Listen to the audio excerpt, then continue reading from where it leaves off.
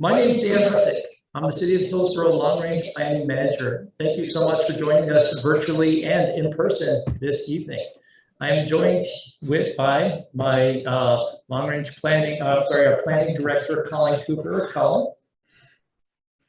Hi, good evening, everybody. Colin Cooper, Planning Division Director, City of Portland, and we are again. I'm sorry, did I just say Freudian slip? Yeah, boy, that goes way back. That's how tired. My apologies.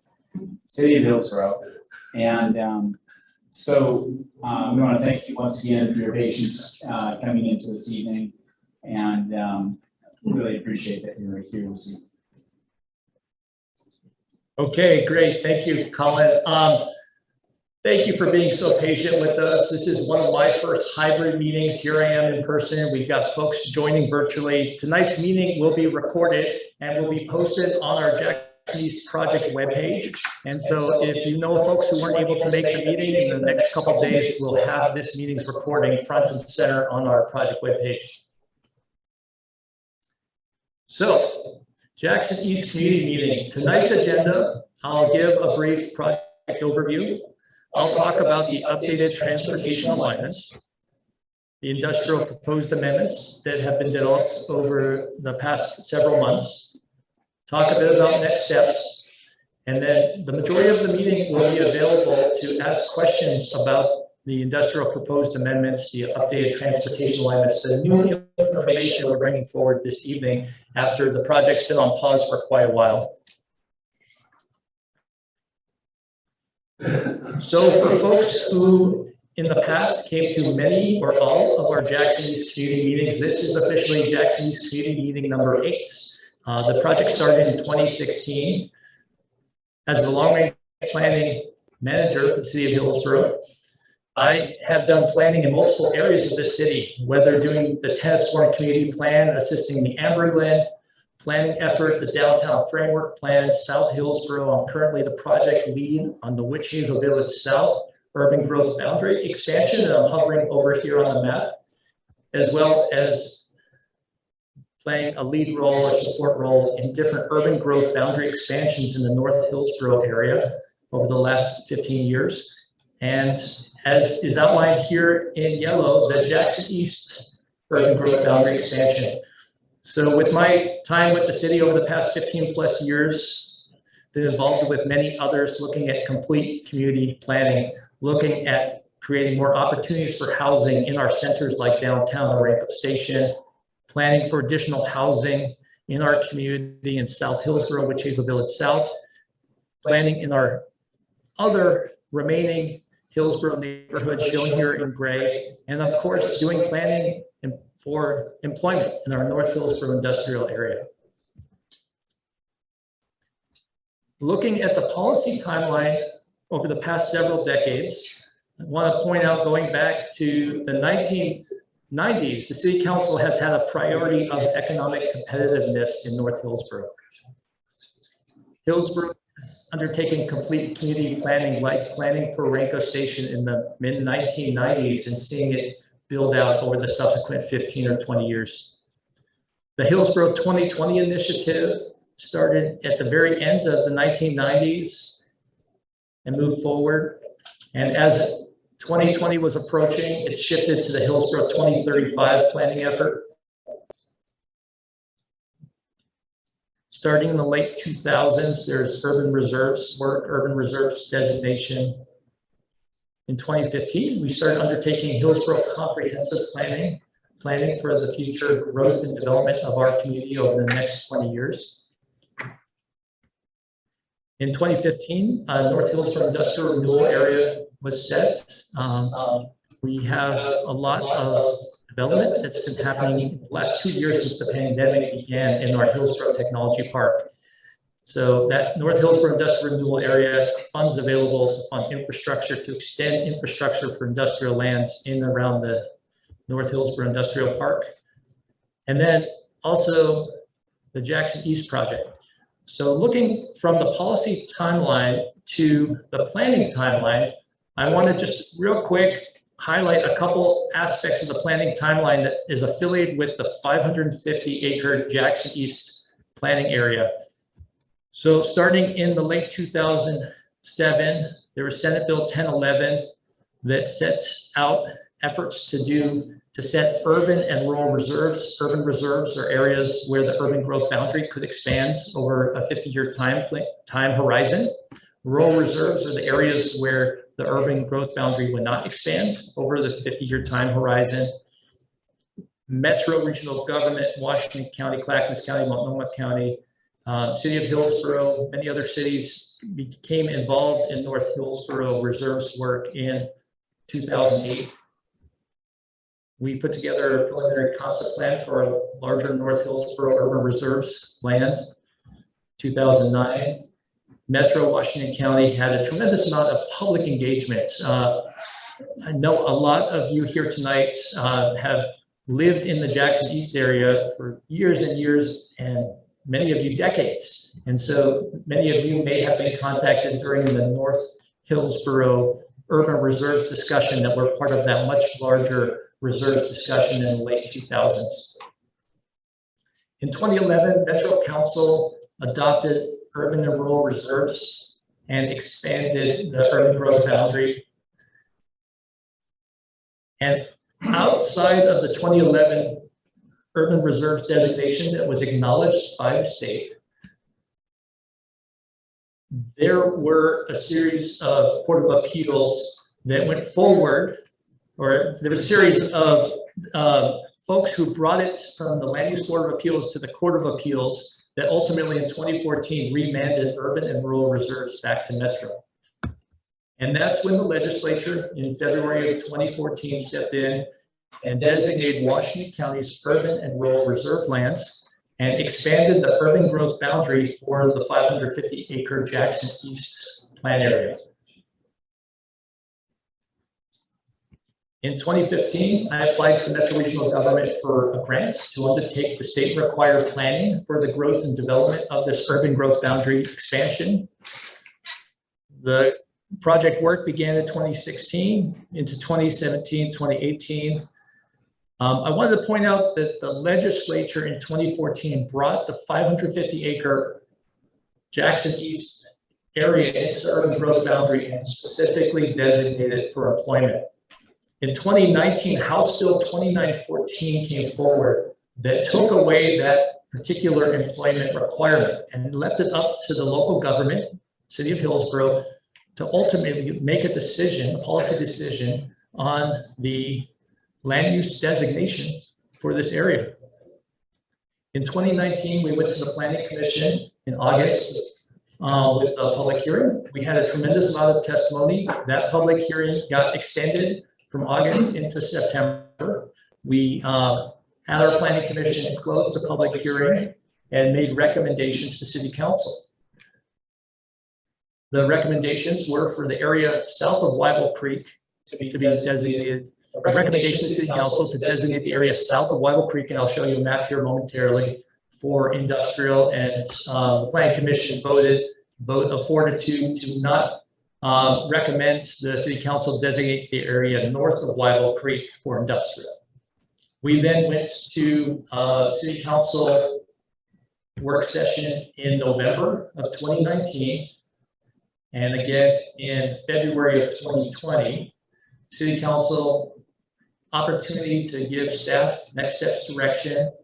In March of 2020, pandemic broke out. The City Council, with so many priorities, ended up putting the Jackson East project on pause from March 2020 until March of 2022, so for 2 years. And in March of 22, several months ago, we reinitiated the project, sent notices to all the property owners. When we look to Jackson East, we're notifying all the folks who own property within the 550-acre area, but we're also notifying, for example, folks along Meek Road outside the urban growth boundary who have participated in this project over the years. So as part of the reinitiation, this 8th community meeting is a great opportunity to share with folks joining in person and virtually where we have gone with 2 specific areas, because everything else remains the same from where we left off with the Planning Commission public hearing. So the 2 areas, the 2 major areas that have shifted have to do with transportation alignments, and I'll talk about that this evening.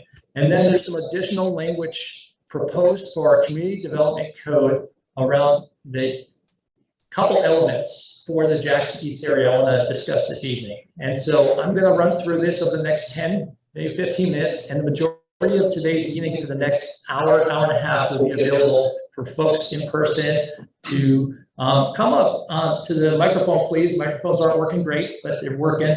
And if you have any questions about the transportation alignments, the proposed industrial language that we're proposing, please ask questions, provide comments. I want to point out that ultimately we are heading to a city council public hearing August 2nd. And I'm going to come back to that several times tonight because there's an opportunity for everyone joining us this evening to provide written testimony to go into the record for that August 2nd, 2022 City Council public hearing on the proposed comprehensive plan and community development code amendments. In addition to providing written testimony, folks will have an opportunity to come in person to the hybrid City Council public hearing and provide testimony. And there'll also be opportunities, I understand, to provide testimony virtually. And so when we talk about next steps, the very next step after this 8th community meeting is to come out to the City Council public hearing. It's ultimately the Planning Commission as an advisory board is giving recommendations to City Council. This comprehensive plan major amendment we're bringing forward is a legislative decision. So it's ultimately our City Council that will make the final decision on the proposals. So just to highlight here, the 550-acre urban growth boundary expansion that the legislature brought in to the urban growth boundary. I want to highlight that Weibel Creek runs through the middle of the plan area here. We have several very largely vacant tax lots south of Weibel Creek. We have the Hillsborough Airport runway protection zone that makes up a bunch of this area here owned by the port. We of course have multiple properties here in the southwest corner of Jackson East. When you go north of Jackson East, it's highly parcelized with a number of rural residential properties. So you can see here the tax lot patterns. The highlighted here in the orange are the homes within the Jackson East area north of the creek. It makes up about, I understand, 45 homes, 45 rural residential properties in this area.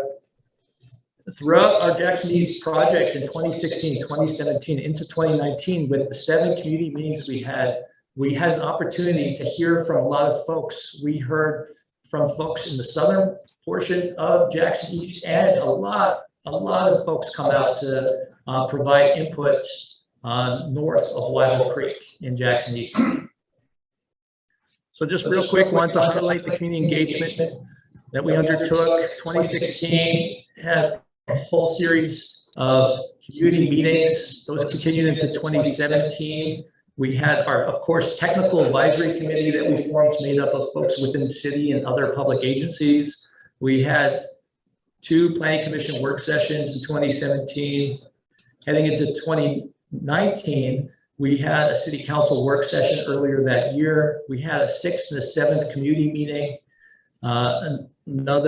several planning commission work sessions, as you can see here. Planning commission initiation, public hearing in August, as I've mentioned, continued to September, and then the city council work session in November. Beyond 2019, not shown on this graphic, I mentioned it earlier, we had a February 2020 council work session.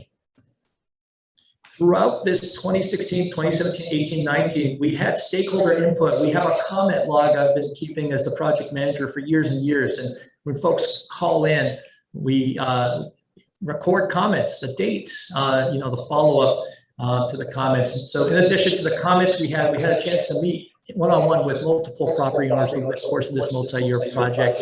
And over the course of this multi-year project, we have had a project webpage that remains up to date. The project webpage is a fantastic opportunity for those joining virtually for the information of how to join tonight's Zoom meeting, and similarly for the August 2nd City Council public hearing, there'll be an opportunity to go to the project webpage, and that will tell you all the information about how to join us in person in Hillsborough Civic Center auditorium, or to join us virtually. So over the multi-year planning project that's required by the state when areas are brought into the urban growth boundary, where we look at how to extend water and sewer and transportation, what's the cost going to be, and how is it going to be financed, and we look at land uses, we ultimately got a lot of input, as I mentioned earlier, from folks who own property in the rural residential area north of Wyville Creek. The vast majority, if not almost everyone we heard from, opposed the city staff's proposed industrial land use designation. The city started the project in 2016. In summer of 2017, we made our recommendation of the entire 550-acre area being designated for industrial. And the property owners north of the creek, over the course, from the very beginning of the process, really wanted city staff to explore a urban residential designation for the area north of the creek. Property owners north of the creek concerned about property value diminishment, in particular in the near term, concerned about there's no market for conversion of small lot rural residential to industrial, that future development will conflict with existing rural residential, that's designating the area north of the creek for industrial would negatively change the neighborhood character. And very much, as I mentioned earlier, vast majority, if not almost everyone we heard from, in favor of an urban residential use designation. For industry recruitment and retention, the input we received was supported the proposed industrial use designation, supported by state, regional, and local policies. It is really important because it provides critical land use capacity in North Hillsborough, supports industrial recruitment and retention. North Hillsborough infrastructure, I mentioned the urban renewal, industrial renewal area. North Hillsborough infrastructure has been sized for industrial uses. Additional lands in Jackson East available for industrial creates living wage trade sector jobs and promotes economic mobility for Hillsborough residents. And it also supports our community's ability to plan for expansion areas in the future. So I mentioned March 2020 came around, pandemic hits, a lot of the city went virtual, a lot of folks kept coming into the office, kept working. Very traumatic past couple of years. Project was put on pause. Mentioned earlier, the project was reinitiated just several months ago. And so I want to speak to the updated transportation alignments, the work we've been doing since we reinitiated the project in March. So there are several refinements of some of the major roadways. Just to point out one of them, 25th Avenue was proposed to be realigned from south of Evergreen north to Jackson School Road. The specific alignment that we'll be proposing in the transportation system plan maps to be produced as part of the Jackson East Comprehensive Plan amendments is no longer to bring 25th Avenue, follow my cursor kind of up through here to Jackson School Road, but the alignment now extends north of Evergreen along property tax line here to Jackson School Road. So this has been developed in the last several months.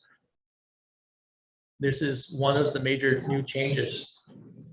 Another one is that the Huffman Street extension extended south of the Bonneville Power Administration to the east. So if you go out to Star Boulevard and Huffman Street today, you'll see that the Huffman Street extends south of the BPA, Bonneville Power Administration corridor. The proposed change to Jackson East is to move Huffman Street in two different conceptual alignments. One alignment is to move Huffman Street just north of the BPA power line corridor out to Jackson School Road, shown here in dashed lines that will be carried forward to the transportation system plan maps as conceptual, because there are two different options for Huffman Street. The second option would bring Huffman up along the property line, along the northern portion of the property out to Jackson School Road. So both of these two alignments are undergoing further analysis, but because of timing of bringing the comprehensive plan, transportation system plan amendments forward on August 2nd, 2022, we will be moving forward with the transportation system plan map showing two different alignments of Hoffman Street. Double check your audio. Let's just read your audio there.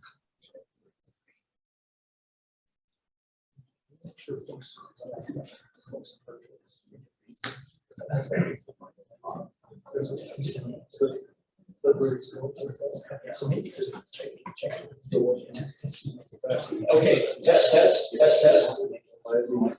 Okay, Nick, can you come on mute and let me know if you can hear me? Yes, I can hear you, and the echo seems to be gone.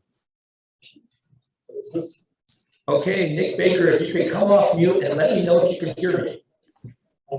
Yes, Dan, I don't know if you can hear me, but I can hear your audio, and there's no longer any echo. Okay, Nick, you might be on mute. Are you on mute? I'm not on mute. Can you hear me? I apologize, folks. I understand there's quite an echo, and we're trying to resolve that. Bear with us here for just a minute. Okay, so hold on for just 20 more seconds. He says he can hear you. He can hear me now. Okay, and what about now? Nick, can you hear me now? He says he can hear you. Echo is gone. Echo is gone. Okay, problem resolved. Thank you so much for your patience here.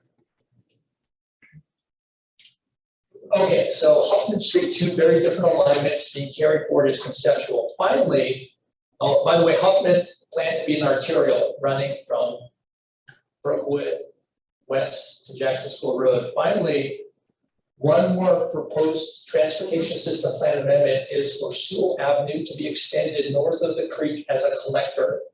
And we will be carrying it forward in our transportation system plan map, not as just a dashed line like Huffman is here, but with a dashed line and an arrow to indicate that this is a planned collector, but the particular alignment of it north of the creek needs to be identified at a later time.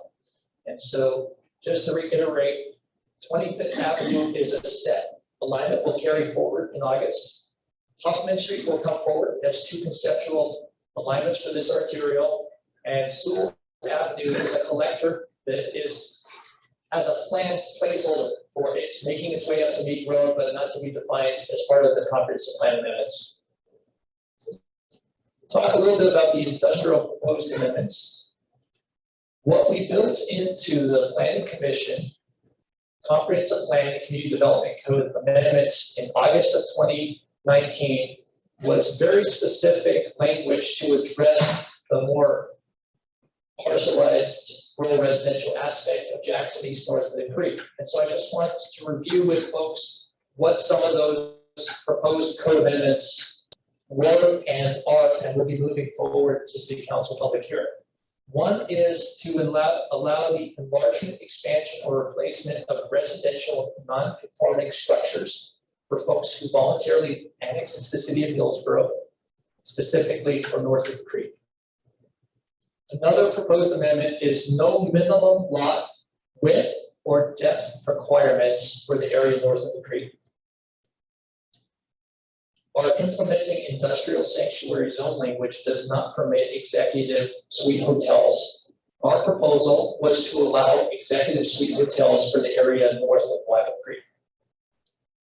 In addition, corporate or company headquarter offices are permitted across Jackson East, not something that's currently permitted in anywhere else in our industrial sanctuary zone. And then finally, data storage, processing, and information technology centers are limited to accessory uses.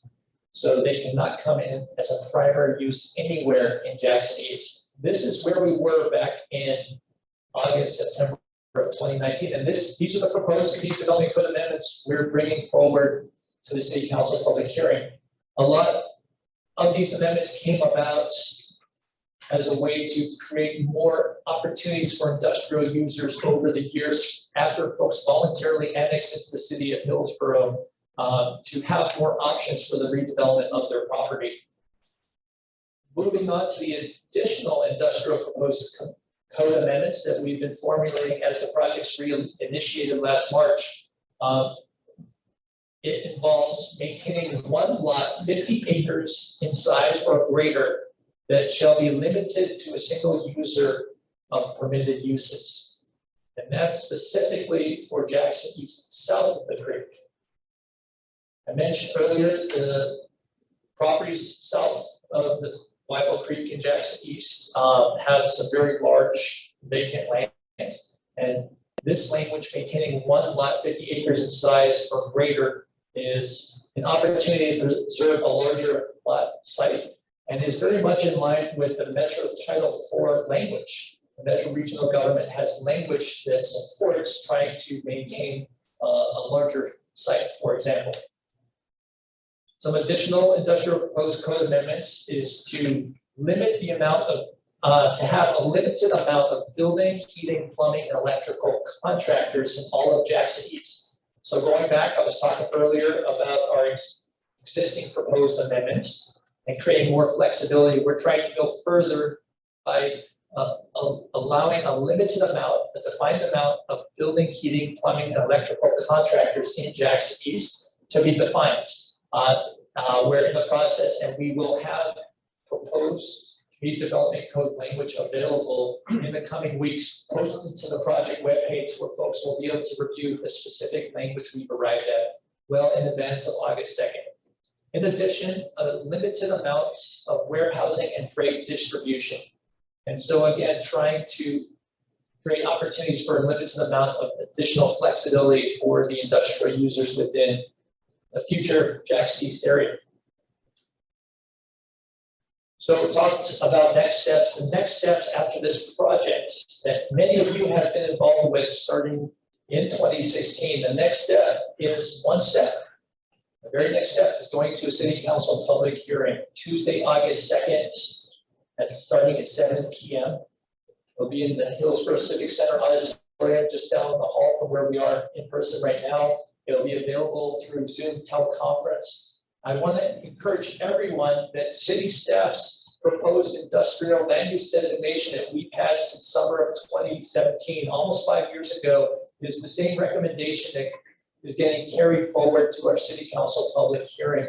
The public hearing is an opportunity for folks who are in favor of staff's proposal, who are not in favor of staff's proposal, who are neutral, to come out and provide testimony. So I encourage folks who are joining us this evening to come out to the city council public hearing in person, virtually, to join the discussion. It's a project I started in 2015. Here we are in 2022, and I'm excited that the project is reinitiated and we're moving forward to city council because, as I mentioned earlier, we went to planning commission back in summer of 2019, almost 3 years ago. So it's good to get some resolution on the outstanding urban growth boundary expansion from 2014, all these years later. And with that, I'd like to ask folks, I'm just going to do a time check real quick here. We have an hour. We have more than an hour for folks who are interested to come up to the mic one at a time to ask questions about our proposed transportation alignments, to ask questions about our proposed code amendments. It's also an opportunity for folks to ask other questions because we're here. That's part of the community meeting. But I do want to encourage everyone who joined tonight to keep in mind that it's a really good way to communicate what you would like to see for the Jackson East area is to go before the city council August 2nd, 2022, and provide testimony during the public hearing. With that, I also have a staff member who is checking the chat as well. So over the course, virtually checking the chat. And so over the course of this meeting, I will ask my colleague to let me know if questions or comments are coming in through the chat, because I want to make sure that folks joining us virtually have an opportunity to engage as well. And so with that, if Folks who would like to come ask questions, make comments, come on up to the front. You go ahead and press the button on the mic here. And please, please feel free to ask questions. I ask to be just aware of others who may want to talk. Please do provide, comments or questions, but I want to make sure we have enough time for everyone. And thank you so much. Please. I have several questions, but I'll be fast. I only took once. Not super organized tonight, but I guess the biggest thing that I'm asking, I think I said this one kind of started out, we've been going through this for 6 years. We've had all these discussions. Everything that you just told us is pretty much what's been going on for all this time. And I'm really confused because, as you know, because it's 6 years, that law you mentioned, we're the ones who got the law changed, because at the very beginning you said it's not our fault, we don't want this. We got the law changed, then all of a sudden it's what you wanted. And so we went through all of this, 1,600 pages of testimony for those poor planning commission people, all of that. I'm sure you remember how long that was. My biggest question is, what mistake did your planning commission make? And what's the political reason we're still having this conversation? Yeah, well, thank you so much for the question. The process of comprehensive plan major amendments, these type 4 procedures, is we go to the advisory board, in this case, our planning commission, to make recommendations, as I mentioned earlier in the meeting, to city council to make the final determination. And so, as I summarized the outcome of those planning commission public hearings, August and September of 2019, the very next step is for city council to deliberate. City council, I mentioned, we went to a November 2019 work session, and we asked council for direction. And some of you may have been in that work session. In February of 2020, we were asked to bring back more information. February of 2020, we brought back more information, and we asked our city council, here are a couple options, city council. We could head to a city council public hearing on staff's proposed industrial land use recommendations. We can hold off and not move forward at this time. We also asked city council, should we spend a year studying the potential of residential in Jackson East north of the creek?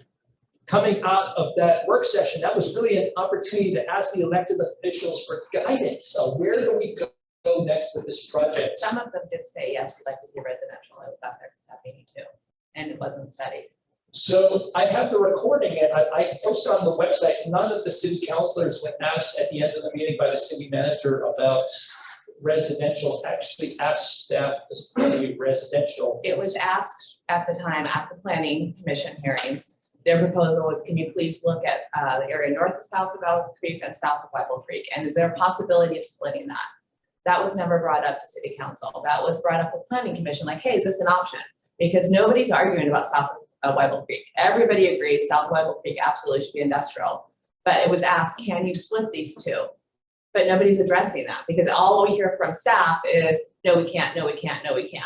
And that was never brought up to city council. Staff never asked, hey, can we consider splitting these? That was never an option. So I guess I'm confused. Yeah, absolutely. And this is a really good opportunity to ask questions and for me to respond. Please, if we could, we'll, instead of going back and forth with questions, I want to make sure you have time for some of your other questions. So I'll answer that one, but I think it'd be best if we if you bring forward some other specific questions one at a time, and I'm happy to answer them. But to build off of the follow-up question you had, when we asked city council in February of 2019 if one of the options was to study residential for Jackson East, that was their opportunity at the end of that city council work session to say, yes, go do that for the area north of the creek. I have the recording. I'll make it available on the project webpage. We have verbatim notes from that meeting. I don't have any comments from city councilors about going to have staff go study residential anywhere in Jackson East. And so the project was put on pause in March of 2020. And so I'm sorry, I think I said the city council work session was in 2019. This is February of 2020, a month later, the pandemic broke out and the project was put on pause. And so here we are, fast forward, we're 2+ years later. As we went towards reinitiating the project, we had a green light to move to a city council public hearing. And so everyone could come out, provide testimony directly to the city council. Yeah, I think all of us get what you're saying on that. I mean, I remember different, awesome, send the recordings, I will look through it, but I guess my next question is why was it not brought to them splitting it? Why did that was one of the planning commission's recommendation is can we look at splitting the area south and north? Why was that proposal not brought to city council during those work sessions? So and I think I just addressed this, I'll say it again, is when there were 3 different options for the city council. One of the options was to study residential. That would have been an opening by which the city council could have directed staff to go study residential for the area. No, the proposal I'm asking is why wasn't it addressed to separate out? Because what we've been told talking to you is we don't want to. What I'm asking is why was that not proposed to city council? Well, I can tell you that that specific item is a request that you and others can bring forward. During the August 2nd city council public Okay, so hearing. that's still an option for us to bring that forward as a People resolution. on August 2nd, please, let me just reiterate, August 2nd, 2022 is an opportunity for folks who are interested in providing testimony in writing in person during the meeting virtually to provide testimony on whatever you would like to bring to city council's attention. And so absolutely. And then one more question, I'll let somebody else have a chance. The statement, what we were told at the time of the planning commissions is that Hillsborough didn't have a housing shortage. South Hillsborough is going to take care of the housing shortage. The nationwide housing shortage had nothing to do, that didn't apply in Hillsborough. Is that still the case? So I'm just going to go back to the Witch Hazel Village South. I'm I'm just asking, is the staff's position that the city of Hillsborough does not have a housing shortage? I'll go ahead and answer that, Darcy. I think we characterized it a little bit differently. I think that we described at the time, both the planning commission, later to the city council, that we have a housing needs analysis that had been completed. And in fact, it showed that we had at a minimum, over time, 16,000 additional units that we needed to produce. So that would be, in essence, a shortage then and shortage going forward. Obviously, lots of ongoing demand has hit us. In fact, the pandemic has only exacerbated the pressure on supply. And we continue to see very positive, development of housing in the South Hillsborough and Witch Hazel Village is coming online. So I think there's a bit of a difference in how to characterize what staff said at the time and how we feel now, which is that we need to continue to produce housing. And so I hope I'm answering your question, because at that time we said housing needs analysis tells us that we have all these units and here's where they go. They go into South Hillsborough, which is a village south, Amber Glen, into downtown, and they get filtered into infill housing. And that's how that demand is satisfied. I guess my question, I guess I'm not being clear, but we were told, this is why I want to see if it's still your position, was that builders wouldn't have, we wouldn't make good residential land. Builders didn't have any desire to be there. They didn't want to be across from industrial, and Hillsborough had enough housing to meet their needs based on your reports. And if that's still the case, great. I just want to clarify, is that still the case, or has that changed in the last 2 years? So I can tell you, when we had the legislature bring designate urban reserves for Washington County and bring Jackson East 550 acres into the urban growth boundary.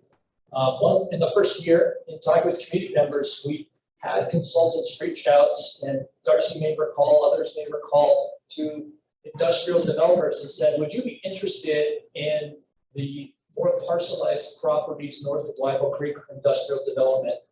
The developers said, we absolutely are. Right now, city limits is a distance away. There's no utilities right next to the properties yet, but at the time that happens, that would be the case. We also had consultants reach out to residential developers to ask them the same question, and residential developers, and this is something I've shared with many property owners in the course of the meeting, said, yes, they would be interested. There's a shortage of land. We had an Oregon land use system and urban growth boundary with a limited supply of land for both housing and employment. When staff arrived in 2017, summer 2017, on a recommendation to designate the entire 550 acres of Jackson East for industrial, their first and foremost was concern about not having 45 homes north of Wyville Creek that would have concerns about compatibility around noise, odor,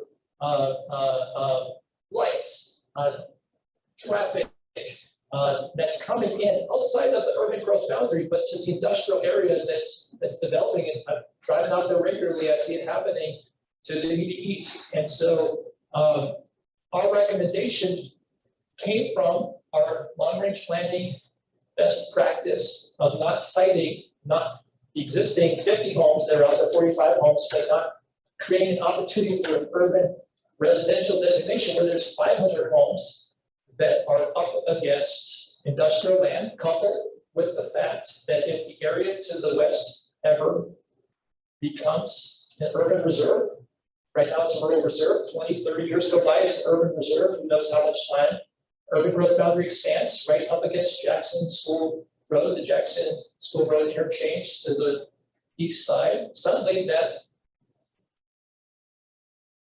area north of Wyville Creek, if designated for urban residential, would be islanded between the highway and city, likely recommended designation of industrial given its proximity to an interchange. And so that, coupled with the very limited supply of land that we had years ago for the growth of our area, previously our urban reserve lands, we had 1,700 acres of urban reserve lands that we went through a multi-year process with Dutch regional I'm government. so sorry to interrupt. I just want to know if you still think Hillsborough has enough housing. That's all I want to know. Is that a yes or a no? Darcy, let me try to answer your That would question be if I may. great. Thank you. So Hillsborough does in fact have, as Colin noted, extensive demand and need for housing.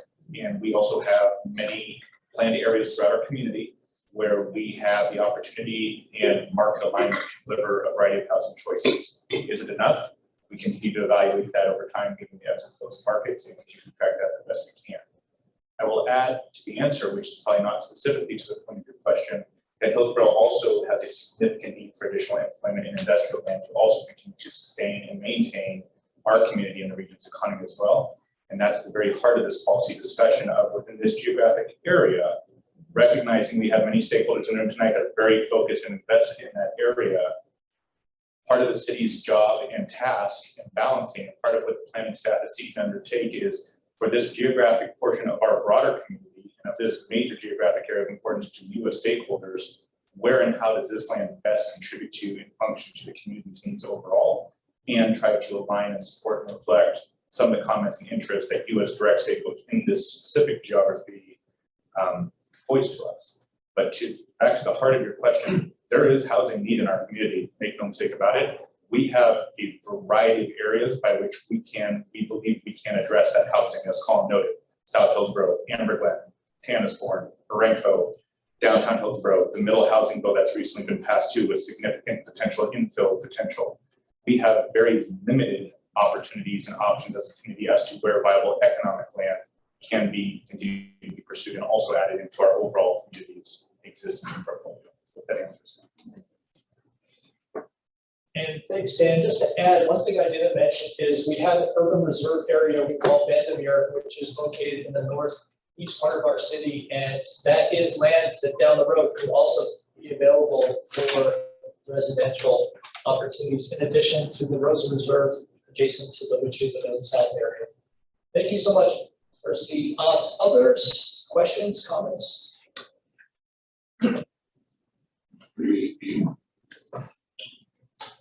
Hi, I have a, excuse me, a couple questions. One is mostly about the infrastructure, roads. Obviously, if we live out there, we're impacted by roads. You didn't address earlier some of the smaller feeders off of Meek. According to the comp plan that's on the Jackson East website now, you have Meek widening, my understanding is, and then at 268, that's a south only off of Meek, that will be widened. And then to the west of 268 along Story Creek, there's a private drive now that's slated according to the comp plan. And then where those terminate down, well, there's the east-west line that's supposed to have a feeder that comes off of Sewell, or maybe not Sewell, 30th Avenue. Is that still in the plans or has that changed? So thank you so much for your question. So on our project webpage, we have tremendous amount of documents. Perhaps one of the documents you're referencing is in our master plan and implementation strategy document for Jackson East. We absolutely show some conceptual industrial roads both south of the creek and north of the creek. Ultimately, the thing to focus on the most are the transportation system plan amendments, because the TSP amendments we're bringing forward,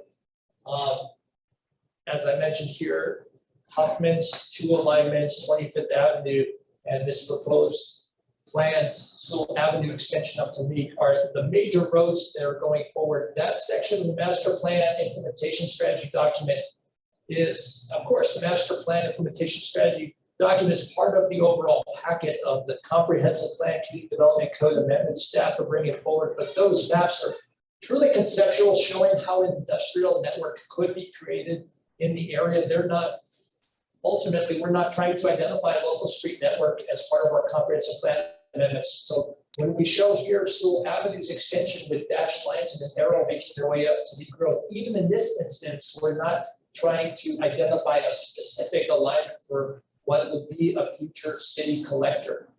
We're keeping it open-ended. And so I hope that helps answer your Yeah, I question. understand it's a comp plan and there's, you don't have a designation issued yet. So I understand there's some ambiguity and flexibility in that. But like Meek Road, for example, that started out as just a gravel road that's been added on over the years. It's not a widening project. It's a complete rebuild project. And so what type of a timeline, if you get if council sides with you and endorses your recommendation, what kind of a timeline are we looking at before these roads start getting blown up? Yeah, so I do want to point out here on this map, everyone hopefully can see, I know craning your neck for the folks who are in person to look at the map here. In blue, of course, is the 550-acre Jackson East plant area. The Meek Road improvements are required to happen irrespective of the legislature bringing the urban growth boundary expansion in, and that there were to be structural improvements along Meek Road, given the 330 acres I'm hovering over here to the immediate east. And so just to really highlight for the audience this evening is there were to be improvements on Meek Road to make it structurally sound, because to your point, it's right now, it's a 2-lane road without, I don't believe there are shoulders. When we analyzed the Meek Road area to the east of you, the 330 acres plus, the urbanization of Meek Road, it is proposed to be a 3-lane road. And so that absolutely will involve widening. Correct. Yeah. When do you see that happen? And so that will be driven in part by the urbanization of the 330 acres to the immediate east. Because That's the land the city currently owns, correct? the land the city currently owns. Well, the city owns the land south of Meek. Yeah, I mean, the city East owns of part of that Sewell. land, not all. The Coaldale part. Well, it's a part, but it's still, so you don't have a projected timeline when So Meek will get improvement? It's all based upon the industrial sanctuary area south of Meek? Oh, Hi, sir. sorry.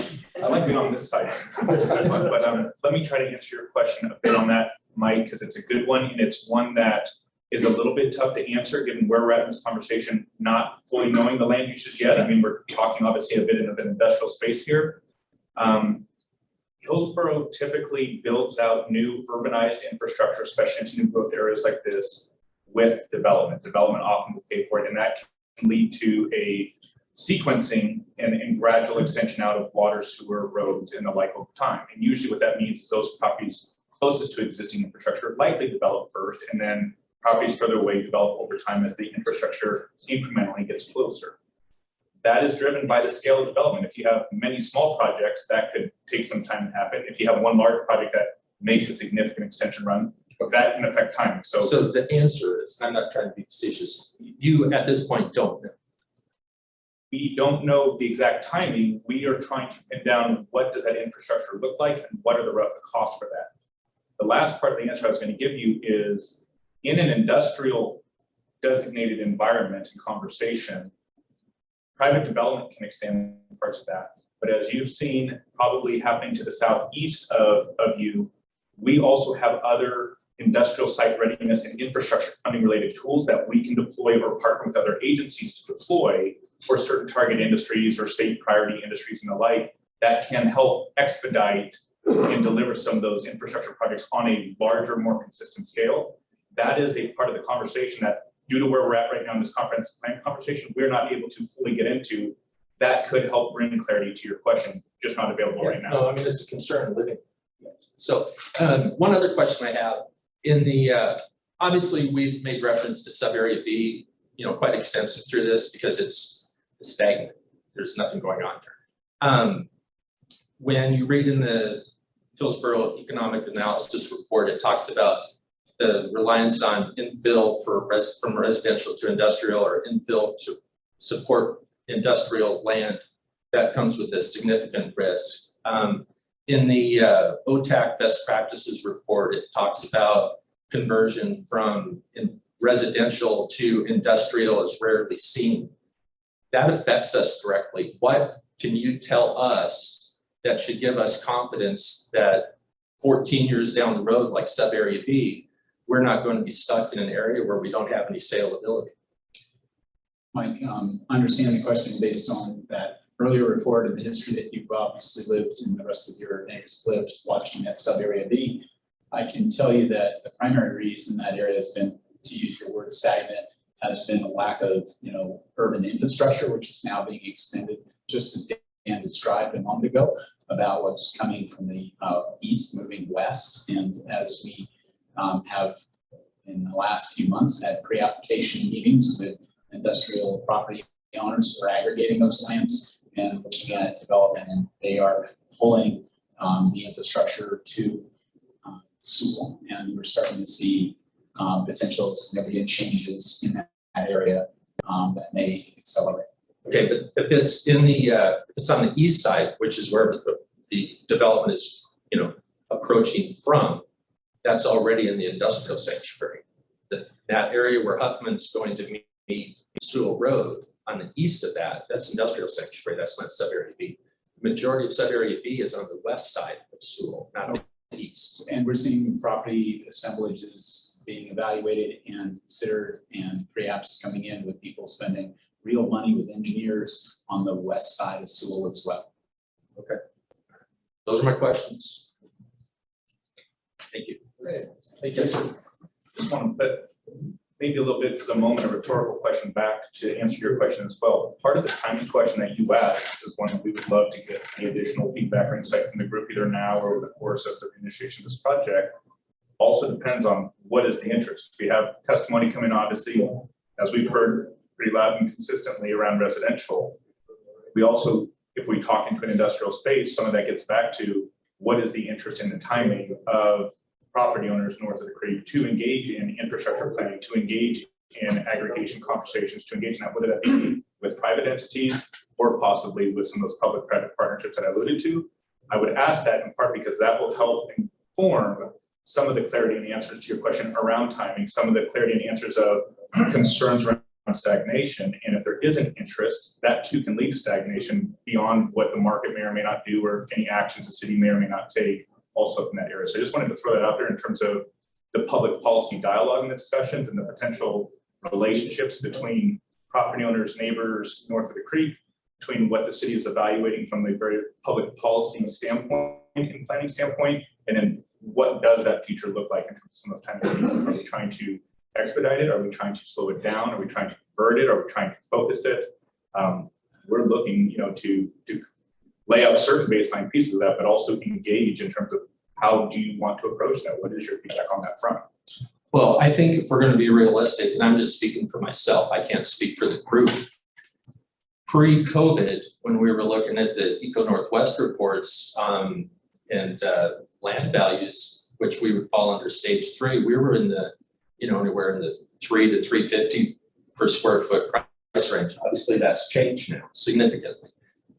Not to say that it all comes down to money, but when your home is at stake, if you put your house on the market, you're going to want the most that you can get for it. And we're no different. And if the most that we could get for it at that time was $3 to $5 a square foot, we'll stay as we are, but there's no incentive or motivation to lose money on our properties. So there's, I think, some honest discussion needs to happen in regards to where we'll be at from a pricing perspective. You know, we were in the meeting with the city manager, and I told him in 2019, you know, fair market value will leave. And his response was, you know, 2008, do you want fair market from 2008? No, we don't. You know, it's not, these are our homes and they're our properties.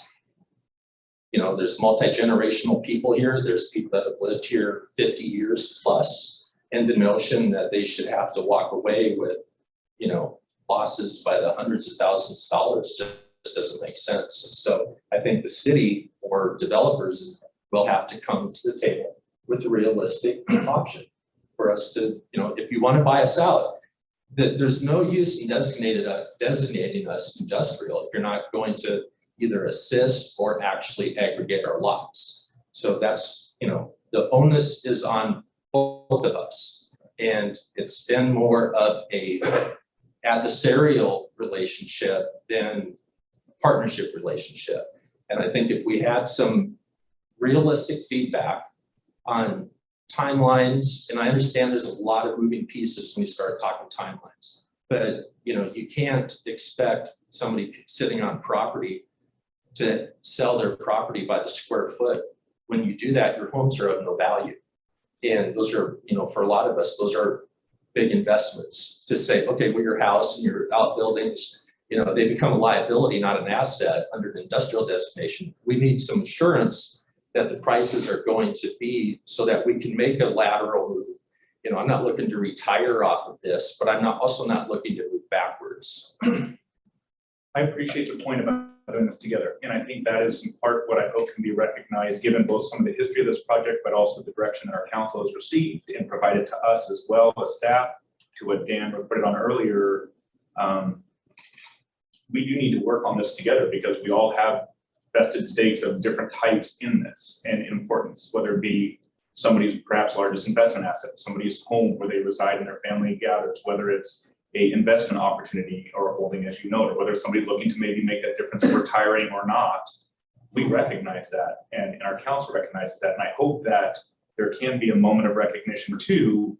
While to Darcy's questions earlier, you know, where was the conversation about a full-blown presidential analysis? We have not received that, not from a political standpoint, but really from a policy direction standpoint for a lot of the things that have been discussed and raised over the course of this project, many of which remain true too. And back to my response a little bit, we continue to see needs to plan for housing for this community's growth. We also continue to see and feel great, and in some cases growing needs for employment and industrial and economic plans to counterbalance and augment the housing discussion as well. Ergo, here we come with, you know, what's happening in and around Northwood, where a lot of the existing infrastructure and economy is established.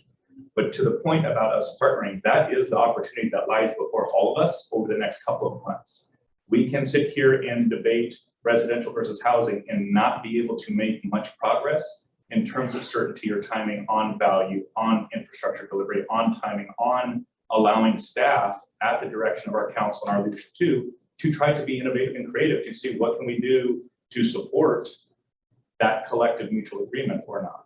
If we continue to be just in corners talking polarity of two very disparate type of uses, that doesn't help and open up a environment of collaboration. It leads to an environment of debate. I don't disagree with that. And so I just will end and let the rest of the audience get to testify, but I really appreciate you flagging this question because it is one that our staff are trying to get ready to, and our council has somewhat asked us to begin to be prepared, but we clearly have to get through this comprehensive planning piece first to start to understand the land uses, the designations, the types of industries and uses here will impact those values, those marketability, and we are seeing opportunity in that space ahead, we believe, to also make that make sense. Does that mean people might be out of a home or that property may not be used for residential? Potential likelihood. Now, does that mean it has a diminishing effect to property owners and stakeholders? I don't think that necessarily has to be the case and the baseline for the conversation. Fair enough. Thank you. Okay, thank you.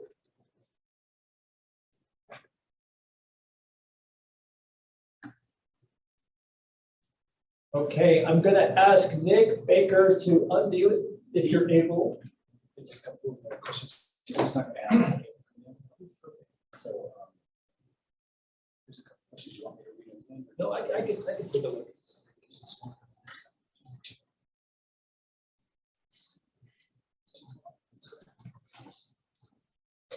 Okay, we have some comments or questions in the chat. I want to read the first one. If no homeowners sell except to another homeowner, the property north of Weddell Creek and between Sewell and Story Creek will not change, right? And so I want to reiterate to this entire group that annexation into the city of Hillsborough following adoption of comprehensive plan amendments is voluntary. So folks who would want to annex, come on in. Folks who don't can stay outside city limits for years and years. And I'm working in South Hillsborough area and North Hillsborough. We absolutely have examples of folks who've remained in unincorporated county for, decades following an urban growth boundary expansion.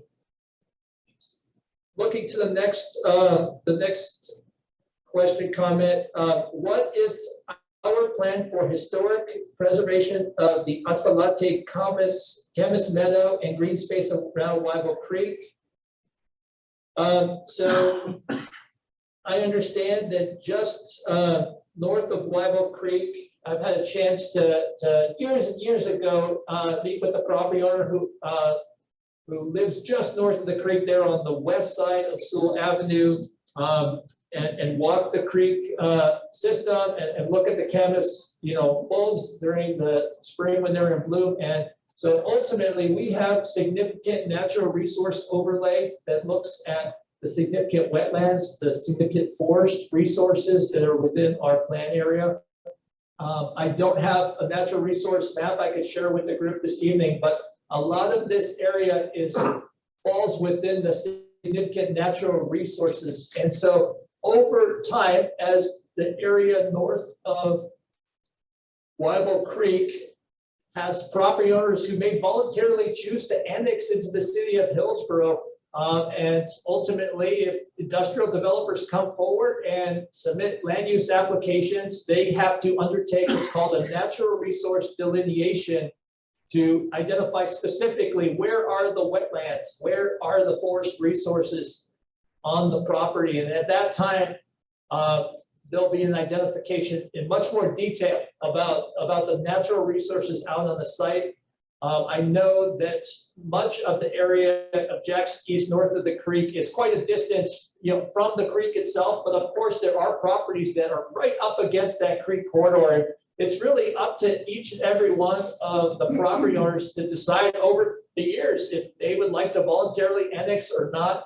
I do want to note that the Crescent Park Greenway to wrap from the Gordon Faber Recreation Complex westward through the Hillsborough Technology Park, westward, planned through Jackson East and then beyond to wrap around the city all the way to South Hillsborough, is going to have an alignment close to the creek corridor. And there'll be an opportunity as part of a future trail system to also assess the natural resources. So there's opportunity down the road. It's a 50-year Crescent Park Greenway trail and greenway system, of which it's already starting to, I understand, extends east of and west of Brookwood, but it's an opportunity for the Parks Department to create opportunities for the public to see the creek corridor, see the natural resources, but also to preserve aspects of those very same natural resources. But ultimately, there's a lot of conversations that have to happen between our Hillsborough Parks and Recreation Department and property owners, negotiations that happen when talking about the alignment of something like the Crescent Park Greenway. And so over time, our Parks Department will reach out to property owners about that at a later time. I'm looking back to the chat.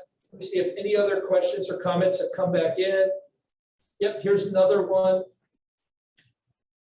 Has the city consulted with the local tribes? This is ancestral land and the land must be honored. Just to put out there that we very much, as part of Goal 5, are required to do an inventory of natural resources, but also cultural resources.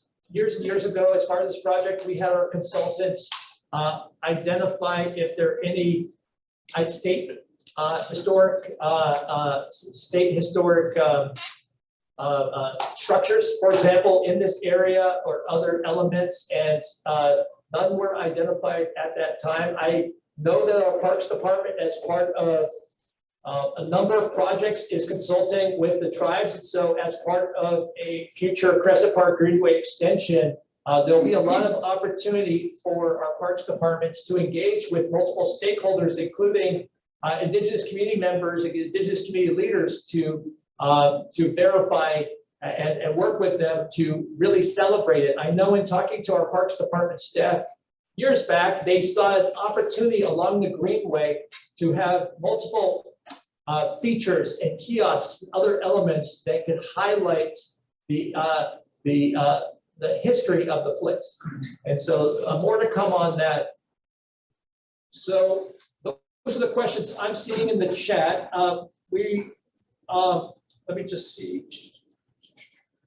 One last question just came in. What type of development is considered for the north section? And so to answer your question, thank you for the question. City staff are recommending industrial for the entire Jackson East area, south of the creek, north of the creek. That's going to the City Council public hearing August 2nd.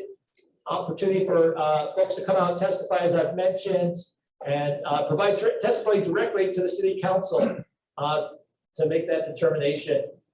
I'm not seeing any other questions or comments in the chat as of now. This is an opportunity, please. We have more time if folks would like to come up. I see someone in the back, someone here. Hi there. I'm relatively new to this table, I guess to say, but I was born and raised on 273rd, and I am now there living with my parents and raising my small child as well. My concern is that the Huffman development is going to completely change the vibe, if you will, of our street. It's a small dead-end road where all of the neighbors know each other. We know every car that comes on the road. We look out for one another, and it has been that way since I was born. And so essentially, either one of these plans basically creates our road to be a thoroughfare instead of a dead-end road. So I'm not really sure I have like a question that's fully developed at this point in time, but I guess like with that concern, I mean, what will the city do for us as far as like trying to preserve what we have created and the centuries of or generations of people that have been living there and are currently living there? Okay, thank you so much for that question. Can folks still hear me? It's hard to tell. Thank you so much for confirming that. And so back in 2008, 2009, the city, as I mentioned, we're required per the states to look at how to urbanize areas running into the urban growth boundary. This area I'm hovering over here along 273rd was part of an urban growth boundary expansion decision by the Metro Regional Government in 2005. And throughout that multi-year process, which is true of other urban growth boundary expansion requests, there's an opportunity for folks who own property, who live in these areas, to come forward and say, we do not want our land to be included within the urban growth boundary. There's an opportunity for those who do want to be in the urban growth boundary to provide testimony. And so for this particular area along 273rd and some of the rural residential pieces here have been inside the urban growth boundary and explicitly brought in for industrial development as part of the community planning work that I did in 2008 and 2009. We showed an alignment of Huffman going straight through as it is today. As I mentioned earlier, it was south of the Bonneville Power Administration corridor, and now we're proposing it would move to the north side. But these discussions about roadways have been had since 2008, 2009. And so now, as my colleague, my manager, Colin Cooper, was describing, we're for the first time seeing folks east and west side of Sewell Avenue expressing interest in assembling land for industrial. And so all these years later, largely in my mind, due to the industrial renewal area and the shortage of industrial land around our region and state, these improvements, these roadways are suddenly extending in the direction of your property. And so as the road will continue to be extended, there'll be a lot of discussions between our Hillsborough Public Works Department and property owners like yourselves, others, about the improvement itself. And so there's going to be a lot of opportunity for discussions between city staff and Hillsborough Public Works and our transportation systems division to engage with you and others as part of these discussions. This is going to be an extension and a little bit of going back to some of the conversation that Dan had with your neighbors, as well as harkening back to a slide that Dan had earlier. I want to remind everyone that the community development code amendments that have been proposed to the Planning Commission and will be forwarded to the City Council allow everyone to stay in their homes, that the houses in the community development code are maintained as conforming structures and allowed to be expanded. And so there is that intentionality to the proposed codes to ensure that people's ability to stay where they are. And as Dan noted, you're not required to annex unless you so choose. So I just wanted to really make that very clear and remind everybody that that's also in this code package. And I wanted to just add also to something that Dan said about the Planning Commission, talking about a recommendation for industrial. Our city council has broadly stated in a couple of work sessions now that the area should be, essentially all in, not essentially, let me take that qualifier away, should be industrial. So I just wanted to make that statement here for us tonight on the record. I have one more piece to that, and I'm sorry I didn't catch your name. My name's Miranda. Thanks. So as Dan and Colin mentioned, we are looking to put explicit policy language in there that calls out residential structures, residential properties can continue to exist by right in the code. That is also done in a way that would allow hopefully ease of refinancing or saleability even as a potential residential use if not going to industrial use.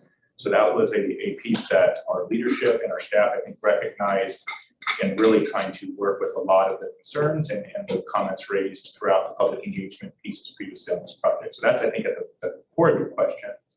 But we also know many of the great natural amenity pieces that are up there as well, and we've alluded to that, but I just want to bring that back into your specific question and answer, which is there is also the plans to take the Wild Creek corridor with Crescent Park Greenway vision to also seek to preserve some of those natural amenities that might not be in any one person's backyard or on their residential property here as well, but that also is a part of that geographic area of our community and of Oregon and of your neighborhood. And so the thought being there too is that that will be a preserved natural corridor with environmental functions. It also over time will potentially have some increased recreational functions and accessibility. So whether people choose to then stay and preserve the residential uses of their properties in the Jackson East area or not, that too will be a component of that area that we're seeking to preserve and perhaps augment in some ways as well, hopefully in an enhancing fashion.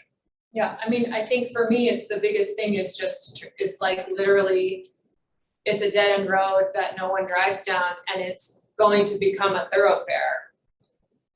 I mean, Which with road your, are you referring to? I live on 273rd, and so Huffman would essentially intersect it at some point in time in either of these options.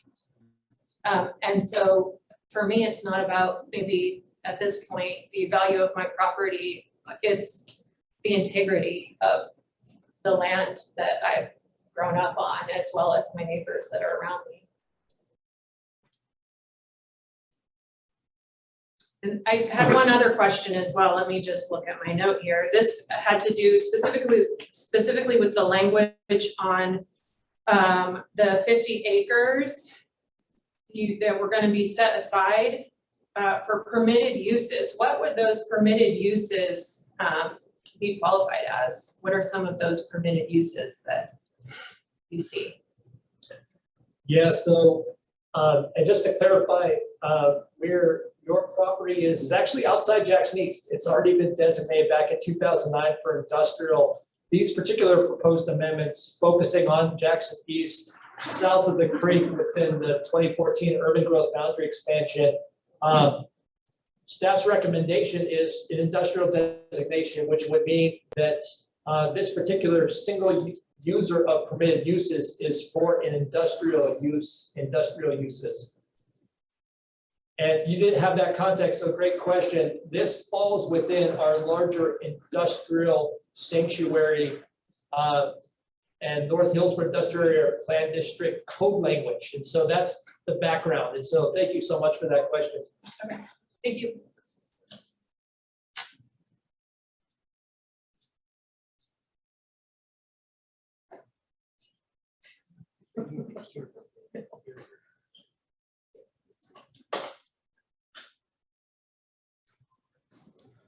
So with your transportation realignments that you're now proposing going north of the Bonneville distribution network, in both cases, it looks like it would actually go over my home.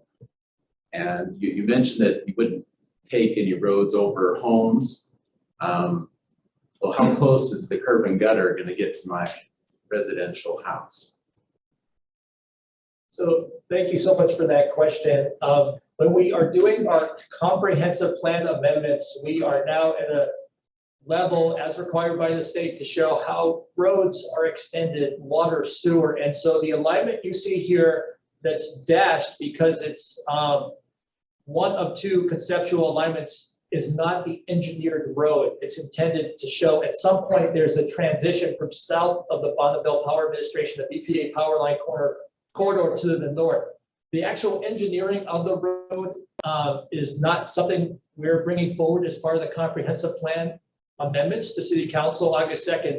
Those are pieces that will happen over time as development happens. And there's going to be, I mentioned it earlier, a lot of conversation with the property owners in and around, in your case, right along where the road is to extend. So there'll be a lot more opportunities for engagement as part of that work to come after the comprehensive plan. Is there a specific Hillsborough rule or a number that, because I've seen streets be expanded, like 28th Street and 25th, where they put the curb and gutter input from their front porch. And it's understood in a certain dense neighborhood.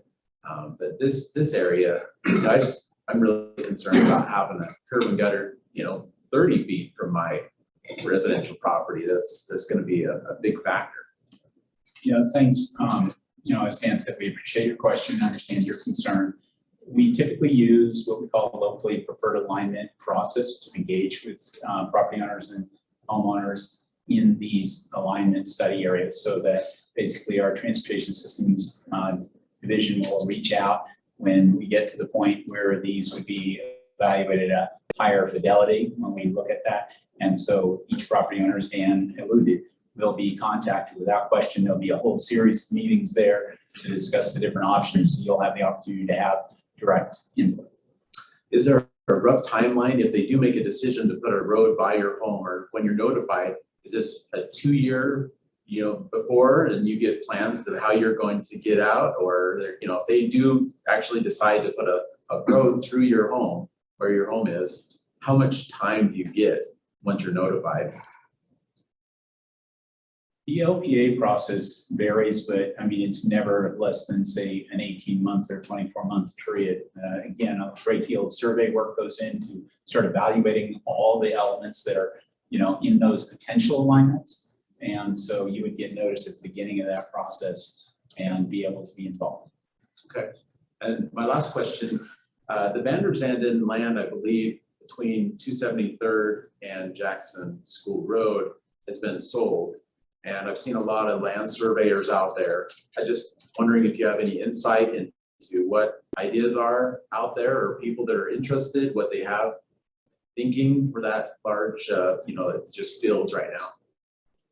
I think there is a letter of intent for that property. I don't know that there's been a sales transaction, but what we know is that there is certainly, as Dan alluded to everyone here tonight, there's a growing demand for employment industrial land in Hillsborough, in Washington County, in the whole region.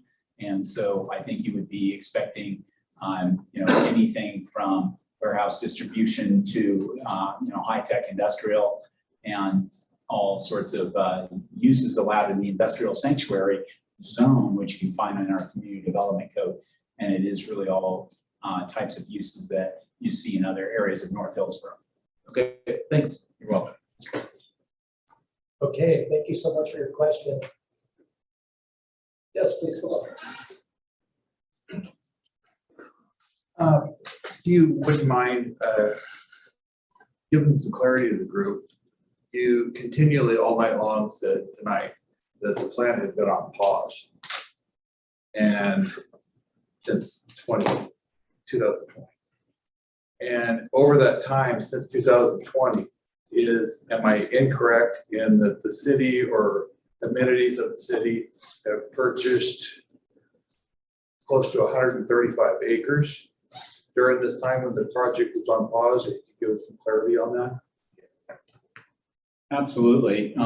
When Dan is saying that the project's been on pause, he means the Jackson East plan has been on pause. And so the areas that are contained within the blue line there, those, no land has been purchased by the city in that plan area. No additional processes occurred during these 2 years. What has been occurring has been the ongoing development through both private sector actors as well as the North Hillsborough Technology Park Industrial Renewal Agency. And so there have been investments and property purchases by the North Hillsborough Technology Park Industrial Renewal District. And that is in the Meek sub area directly to the east of the Jackson School sub area. So, and so where Dan has his cursor, that is where some of the property purchases occurred. So just a little bit of maybe, I mean, obviously it's adjacent, so it's close, it's abutting, I'm not trying to, but it's outside the Jackson School plan area. Where's the cursor? I can't see. Yeah, no, I'm trying to no, understand because Yeah, right here. Where? you're saying east. Oh, over there? So just to jump in, thank you, Colin, for that. This area I've talked about over time, the metro regional government and the legislature stepped in 2014 and solidified some urban growth boundary expansions in North and South Hillsborough. So this area here was actually brought into the urban growth boundary in 2011. It was brought into, I mentioned in our timeline earlier, our industrial renewal area in 2015. And Star Boulevard, as you know, if you drive through the area, walk through the area, is extended all the way up to Meek. And there's infrastructure aligning it. So in these intervening years, this land that was brought into the urban growth boundary for employment continues to see interest from industrial developers, and they are acquiring properties. Similarly, as Colin said, our Hillsborough Industrial Renewal Area industrial agency, this industrial renewal agency is actually like acquired some land to continue to facilitate the growth of employment in our Hillsborough Technology Park. The area in blue to the west, the Jackson East project area, is one that requires city council approval of comprehensive plan amendments in order for it to urbanize. And so those discussions that we started in 2016 were put on pause after 2 council work sessions. The second one in February of 2020 got put on pause as the city was focusing on many different pieces. In our planning division where I work, I've worked on other projects, but this particular project was put on pause because ultimately, as I mentioned, the city council had multiple different major kind of policy and areas of focus. And so now that it's reinitiated as of March, this now is the time that it's being brought forward to city council for deliberation. But in the meantime, all these areas east of Jackson East, south of Jackson East, I was driving Huffman Street the other day and it extends all the way up to a future 30th Avenue. And so those improvements will keep being made as part of the urbanization of the adjacent land for employment. I understand that, but as of this, I believe October of this last year, and then in December, there has been you've been part of acquiring close to 135 acres up to Sewell Road. Well, we don't dispute that. The city purchased the land, but it's not in the Jackson. That's why we're saying there's been a pause on Jackson School Road, but the ongoing development urbanization, as Dan just described, has continued in the North Hillsborough Technology Park. Active. Yeah, on that other side of the line. That's why we call it something different, because it is something different. A little confusing. Yeah, sorry. Thank you for your question. I've got another question here in the chat, and then please we'll have more opportunity for folks to come up, ask questions, make comments. The question in the chat is, what is the advantage of limiting the number of allowed contractors in our proposed community development code language? So I'll go back to that language real quick.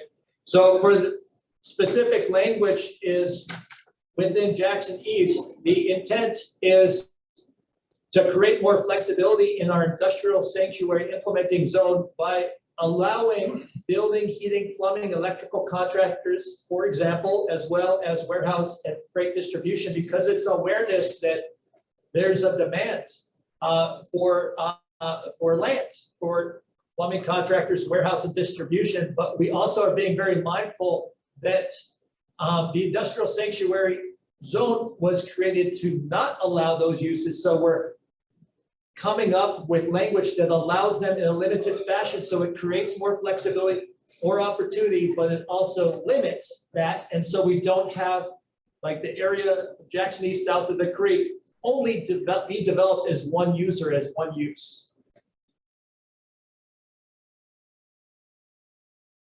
Okay, got one more question. Can you help us understand when FD20 property zoning means for us as residential owners? So that's a great question. If you call up Washington County or go into Washington County today, your properties are in unincorporated Washington County. When they were brought into the urban growth boundary by the legislature in 2014, the Washington County soon after changed the existing land use designation for your properties if you're north of Jackson East from that former county land use designation to future development 20 acres. And the FD20, future development 20 acres, is what the county designate land that are brought into the urban growth boundary. So as I plan in Witch Hazel Village South next to South Hillsborough, all of those properties brought into the urban growth boundary in 2018 are also designated FD20.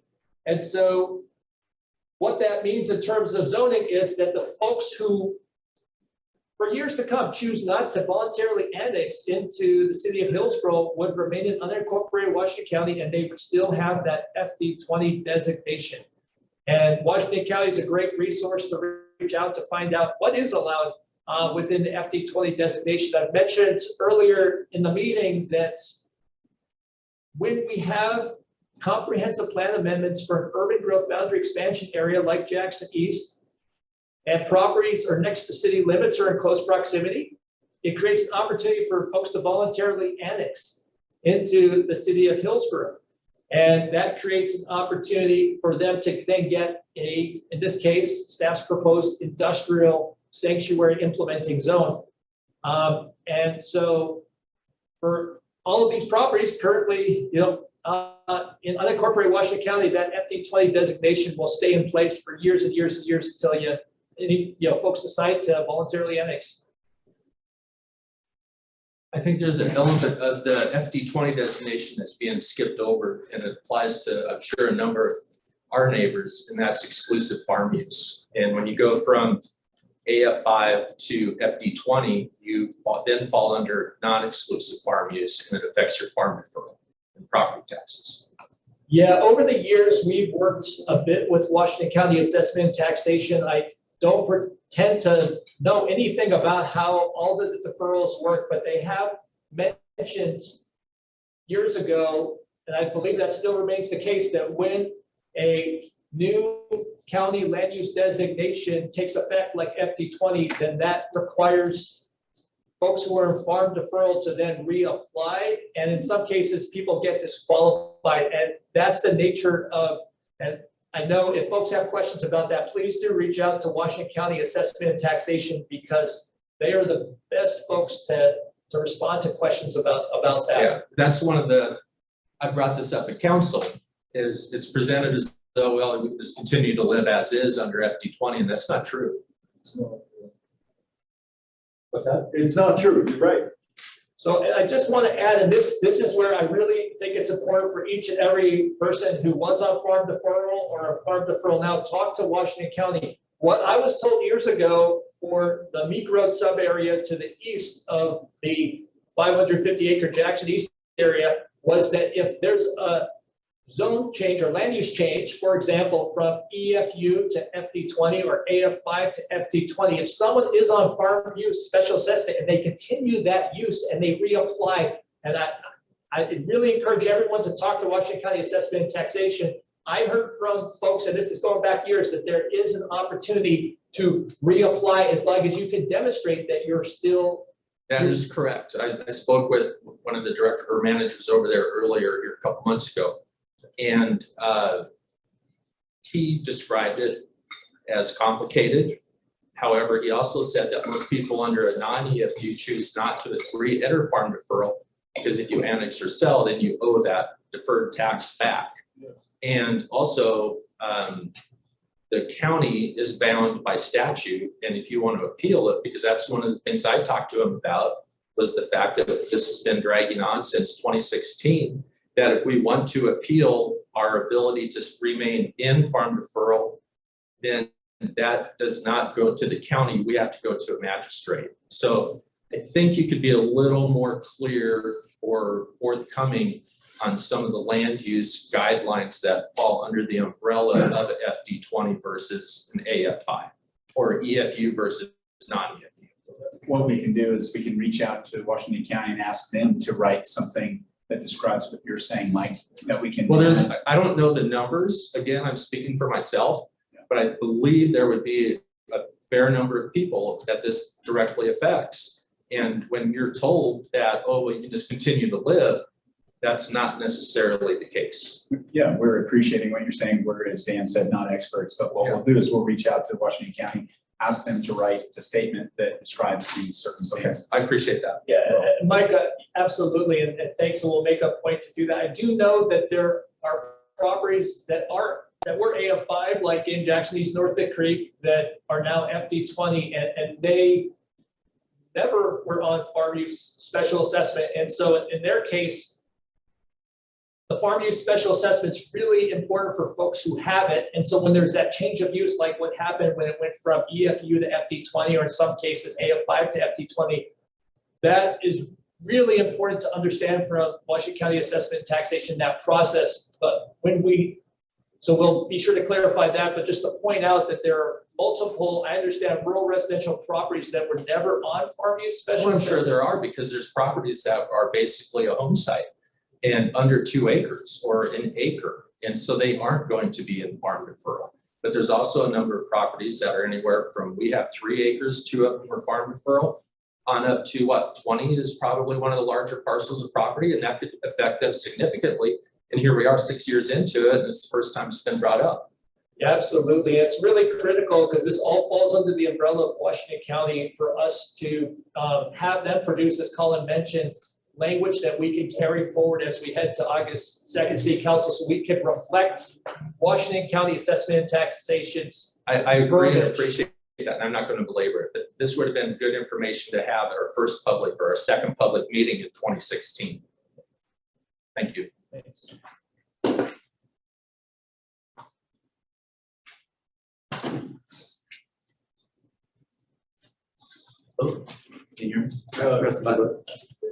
Hi, my name's Tim. I live on Sewell Road, just outside of what we're talking about today. As Sewell Road comes up there, I think there's a curve that goes to the right, and you were mentioning it earlier. I don't know, you guys are talking about AF20, FD this, all these zonings. What I heard was lilies. You talked about the lilies, the old lady that had the lilies, right? So she was my neighbor. She still is my neighbor.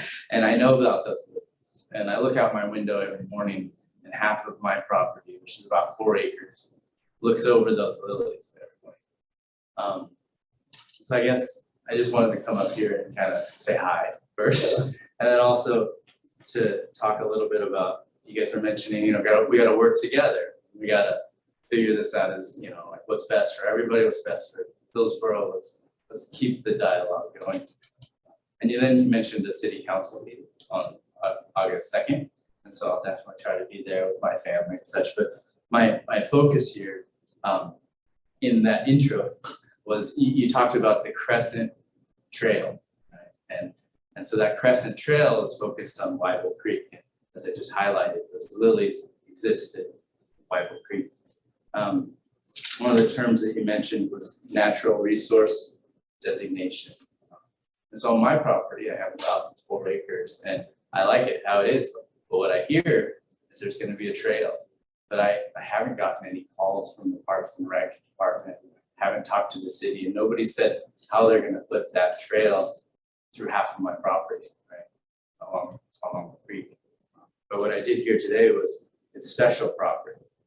It has significant resources, and it has a natural resource designation. So you guys know a lot about it, but I haven't heard any conversations yet. So are there places that this will be discussed further, or is the city council meeting going to talk about some of the details that maybe aren't just in this focused blue area, but are project overlying principles that, you know, are going to be put into place that affect a lot of us that we're maybe not kind of thinking of as we think about the boxes? Yeah, thank you for your questions. You mentioned owning property north of Sewell, kind of hovering over generally, because I want to make sure I've got the geography. So right, you know where that little blip goes down there to your left, your arrow, this little blip, that's where the lilies are. And then I'm just below that one property outside of your. He's south of. Yeah, right there. Got it, okay, I got it. Thank you so much. Yeah, Thank you, yeah, Chief, so we split the geographic- river, or the creek. Yeah. Thank you so much for that clarification. And so I mentioned the Crescent Park Greenway is a 50-year vision for a greenway that wraps from Gordon Faber Recreation Complex westward through the Hillsborough Technology Park, through this area. Right now, I'll go back to another map because I just want to give some context of where the Crescent Park Greenway currently extends. And this is not a great map right now, but I'll do justice. Is right here, there is Brookwood. And currently, my understanding is the Crescent Park Greenway is, as part of a recent industrial development on the west side of Brookwood, has an opportunity for the Crescent Park Greenway. A major piece of the Crescent Park Greenway is the crossing of Brookwood. And so rather than our Parks Department, like, focusing on bringing it west to where you own property right here, the focus right now is having an interconnectedness from the Gordon Faber Recreation Complex over here, crossing Brookwood, and then creating connectivity. And so the Crescent Park Greenway in our community development code is required and will extend as part of industrial development to the east of where your property is. And so it may be years and years before that connectivity of the Crescent Park Greenway is making its way, going back to the map, to close to where you own property, where your property is. So just jumping back to this map real quick. Yep, so right here. Sorry. So yes, your property. So right now there's this whole area which is currently undeveloped right up here. And so development will be required to create a setback to allow for that Crescent Park Greenway. There's still a lot of details about whether the Crescent Park Greenway for different parts of North Hillsborough will go south of the creek or make its way to the north of the creek. So all of that is to come. I work in long-range planning. I was involved in the 2008, 2009 comprehensive planning. This area we refer to as the Evergreen concept plan area that includes your property back in 2008, 2009. Now here we are 13 years later. And as was mentioned, we're starting to see some real interest in assembly of properties on the east and west side of Sewell. And so to give some context, the reason you haven't heard from the Parks Department is this is a long-range vision that the Parks Department has, and over time that will lead to the extension. And as there's more opportunity for the Crescent Park Greenway to extend towards your property, you'll be hearing a lot more from the Parks Department because they'll want to be having conversations with you, with your neighbor to the north to discuss it in more details. I appreciate it. Yeah, no, I highlight it because we see people walking through our yard and survey suits and around the corners and looking at the creek and just haven't had conversations. So looking forward to those conversations. Absolutely, and just to kind of speculate, because the creek falls along this area and the roadways, to my knowledge, there's no survey work happening associated with the Crescent Parks Greenway. And so I don't know what the survey crews are doing, but our Parks Department's not out there surveying it. They're focusing on how to cross Brookwood above grade. And so that's kind of the focus. Thank you so much for coming up and asking questions.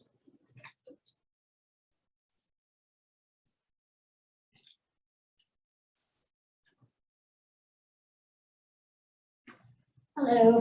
Hello. Couple things. Back to your whole proposed roads going in. One of those is going through my property. So it's kind of scary for me. It reminds me of the let's sign the bill and read it later kind of thing when you're dealing with property and roads and going through my land.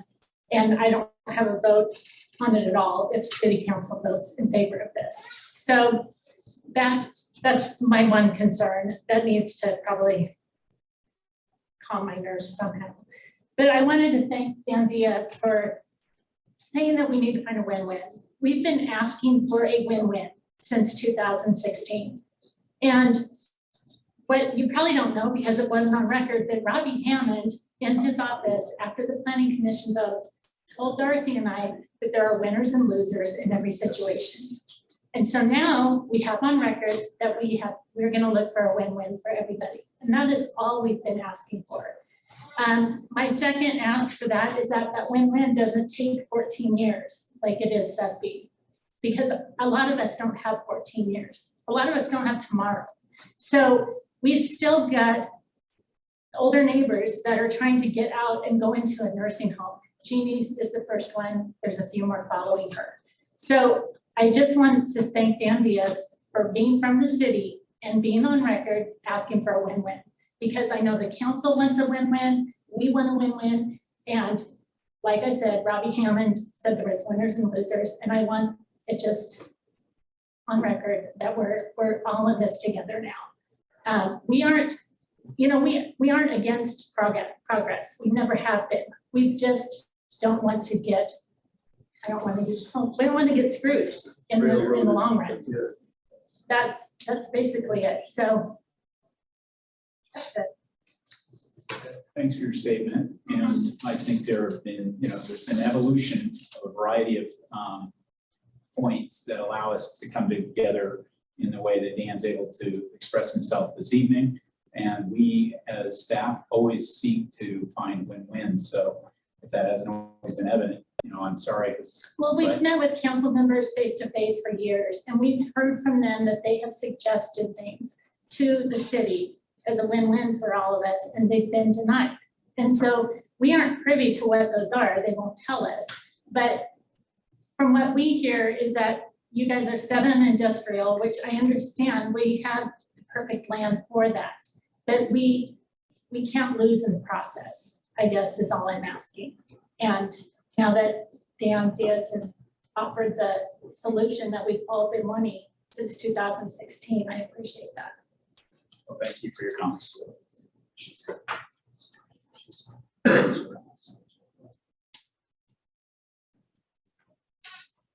Anybody else want to come up? We've got about 10 more minutes in the scheduled time. I don't know, Dan's checking to see if we have any more questions online. Yes, so I just got a question here, reaching out and asking that I reach out to them offline to contact them about the project, and so I'll definitely do that. Any final questions or comments? Well, thank you everyone for coming out. I really appreciate it. I said it earlier, August 2nd, 7 p.m., Hillsborough Civic Center Auditorium. will be the city council public hearing. Please check the project webpage for all the Zoom teleconference information for that. Thank you so much for coming out and have a wonderful evening.